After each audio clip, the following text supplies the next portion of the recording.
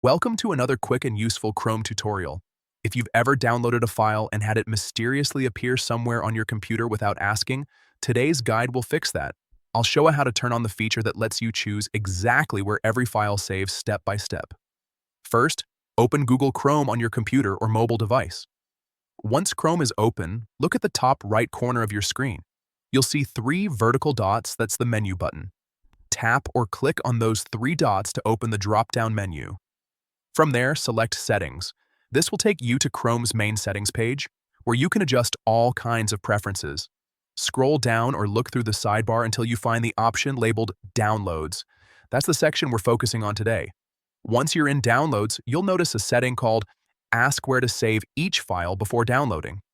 This is the option that gives you control over every download. To enable it, simply toggle it on. The switch should move to the right and change color, usually blue, showing that it's now active.